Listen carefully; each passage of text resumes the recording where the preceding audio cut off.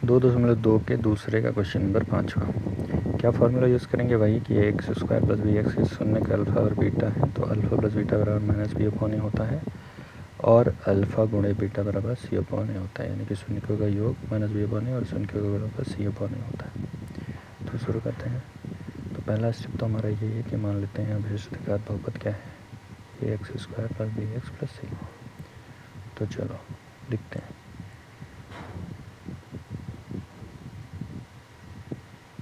मान लेते हैं अभिष्ट द्विघात बहुपद A X square plus B X plus C है तथा इसके शून्य के अल्फा तथा बीटा।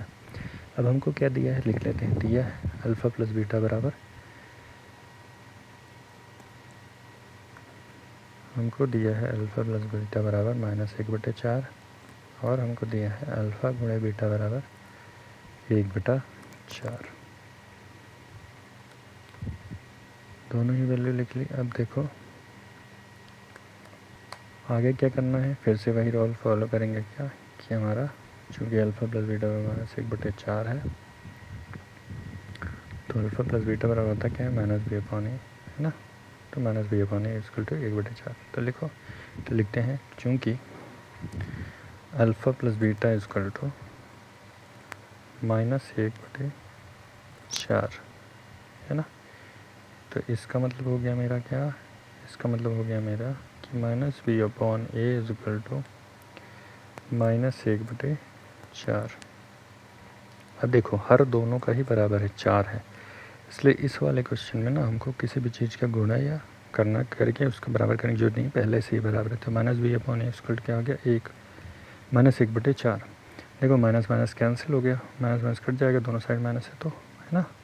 तो क्या आ जाएगा b/a बराबर 1/4। और ब्रैकेट में लिख दोगे क्योंकि A alpha plus beta equal to minus B upon ए,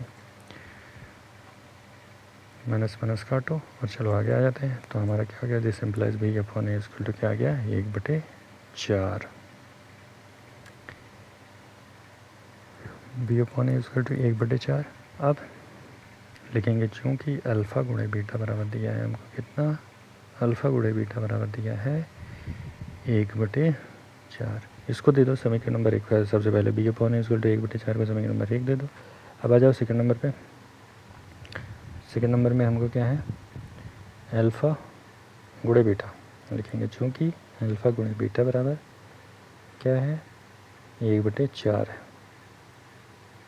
इसका मतलब क्या हुआ, इसका मतलब अल्फ़ा प्लस गुणे बीटा यानी कि शून्य का गुणनफल क्या होता है सी अपॉन ए अचर पद बटे एक्स स्क्वायर का गुणांक, वही फॉर्मूला है सी अपॉन ए जो 1/4 हो जाएगा। इसका मतलब इसलिए सी अपॉन ए इक्वल टू 1/4।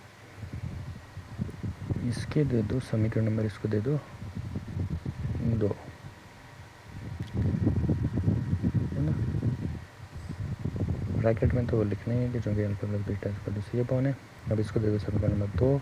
अब क्या करेंगे, समीकरण 1 और 2 की तुलना करेंगे और इससे ए और बी और सी की तुलना करके हमें ए बी और सी का मान लिखेंगे। तो लिखेंगे समीकरण 1 और 2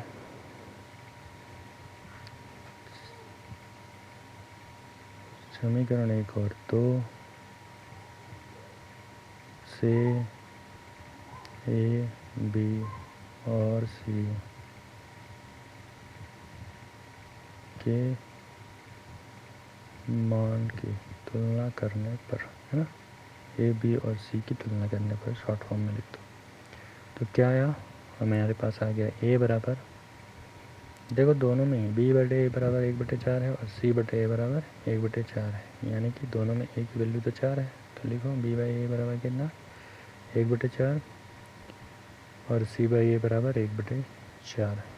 तो a का वैल्यू 4 हो गया और उसके ऊपर वाला b का वैल्यू, उसके ऊपर वाला c का वैल्यू। तो b और c का दोनों ही वैल्यू क्या निकल के आ रहा है, एक ही निकल के आ रहा है। तो लिखेंगे a बराबर 4, b बराबर 1 और c बराबर क्या है, c बराबर भी 1 है। अब यहाँ से क्या मिला, अब हमें पता है चूँकि अभीष्ट द्विघात बहुपद हमारा जो अभीष्ट बहुपद है वो क्या है X square plus B S plus C है। हम यहाँ पे उसका क्या रख देंगे, मान रख देंगे किसका, ए बी और सी का। तो ये चूँकि अभीष्ट द्विघात बहुपद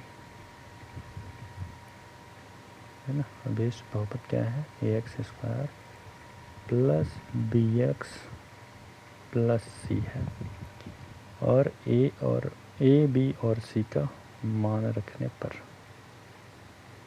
है ना, ए बी और सी का मान रखने पर ए की जगह क्या रखेंगे, ए की जगह ए का मान है 4, बी की जगह क्या रखेंगे, बी की जगह बी का मान है 1, सी की जगह क्या रखेंगे, सी का मान है 1।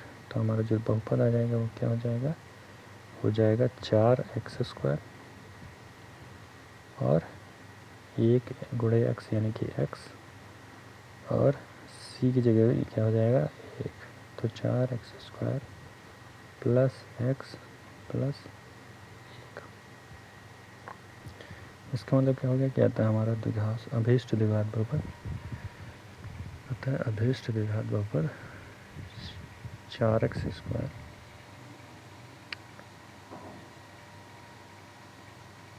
अभीष्ट द्विघात बहुपद क्या है 4x² प्लस x प्लस 1 है। तो ये क्वेश्चन होता है यहाँ पे खत्म। अगला क्वेश्चन करेंगे अगले वीडियो में। कोई भी डाउट हो तो आप कमेंट सेक्शन में ज़रूर पूछ सकते हैं। Thanks for watching.